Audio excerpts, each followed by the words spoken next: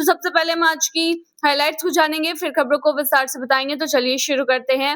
इंदौर में दर्दनाक हादसा, कमलनाथ सरकार में गृह मंत्री रहे बाला बच्चन की बेटी की सड़क हादसे में मौत, ट्रक में घुसी नेक्सॉन कार। एमपी के पानी में नाइट्रेट का लेवल खतरे के पार, शरीर में करता है ऑक्सीजन की कमी। कुछ तो गड़बड़ है, इंदौर को 8 बार अवार्ड कैसे मिला? एमपी के नेता प्रतिपक्ष ने उठाया सवाल, बीजेपी बोली ये लाशों पर राजनीति। एमपी में बम्पर भर्तियों का ऐलान, भरे जाएंगे 15,000 पद, पुलिस विभाग में सबसे ज्यादा अफसर। देश की कई अदालतों को मिली बम की धमकी, बिहार, एमपी, छत्तीसगढ़ से लेकर हिमाचल, पंजाब के कूच में अफरा तफरी।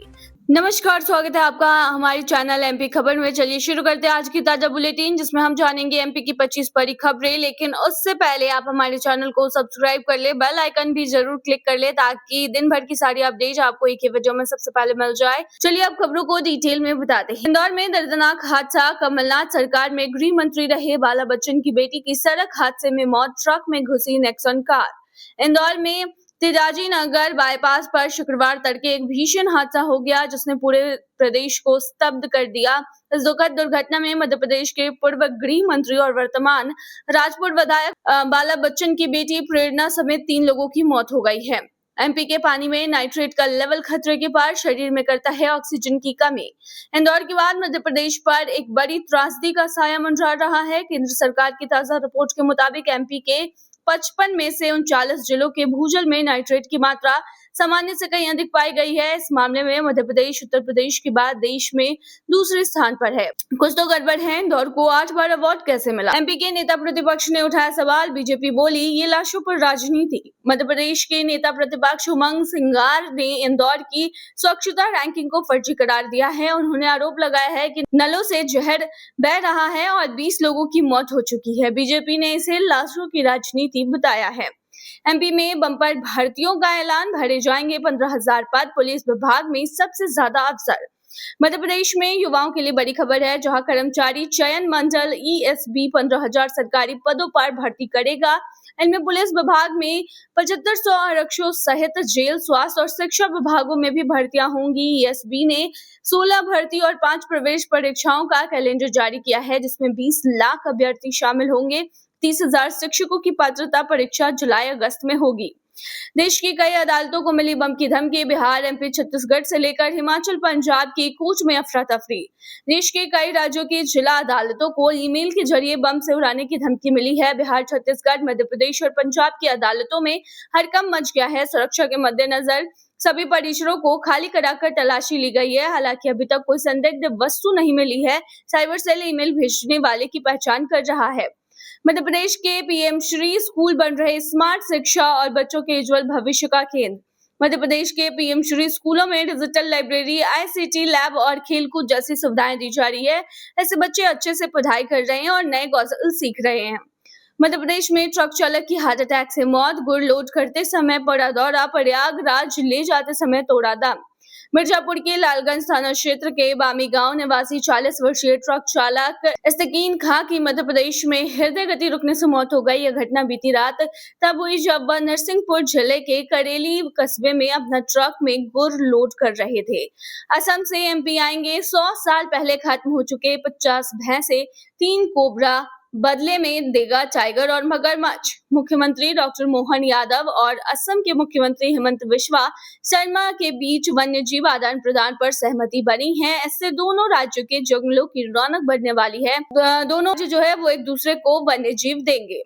जबलपुर हाईकोर्ट का ऐतिहासिक फैसला, सरकारी कर्मचारियों को मिलेगा 100% वेतन और एरियर्स। मध्य प्रदेश हाईकोर्ट ने प्रोविजन पीरियड में 70 से 90% वेतन देने के नियम को अवैध घोषित किया है। अब हजारों सरकारी कर्मचारियों को एरियर्स के साथ पूरा वेतन मिलेगा। खजुराहो वालों सावधान, 3 डिग्री से कांपी रूह, एमपी के 7 से ज्यादा जिलों में शीतलहर, स्कूलों में छुट्टी। मध्य प्रदेश में ठंड का प्रकोप जारी है, जिससे असर के रूप में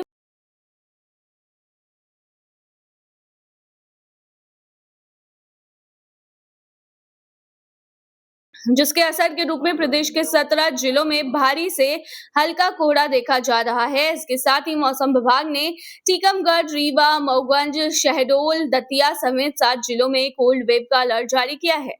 जब थाने में पुलिस ही असुरक्षित तो जनता की सुरक्षा कैसे? एमपी हाईकोर्ट की सख्त टिप्पणी। मध्य प्रदेश हाईकोर्ट ने राजनीतिक दबाव में पुलिस कार्रवाई पर तीखी टिप्पणी की है। कोर्ट ने कहा है कि जब पुलिस कर्मी सुरक्षित नहीं है तो वे आम नागरिकों को कैसे सुरक्षा देंगे। जबलपुर में एक पुलिस कर्मी के साथ मारपीट के बाद उसी पर एफआईआर दर्ज करने का मामले में पूर्व महापौर प्रभात साहू और एसपी संपत उपाध्याय को नोटिस जारी किए गए हैं। मध्य प्रदेश में सरकारी स्कूल के बच्चों ने खोला बैंक, मैनेजर, कैशियर और क्लर्क भी हैं। स्कूल के प्राचार्य योगेश कुमार पाटिल ने लोकल 18 से बातचीत में कहा कि छात्रों के मन में स्कूल में बैंक शुरू करने का प्लान आया। उन्होंने हमारे सामने इस बात को रखा तो हमने उन्हें अनुमति दे दी। अभी बैंक का संचालन अच्छे से हो रहा है। बच्चों की यह प्लानिंग बड़ों को भी सीख दे रही है।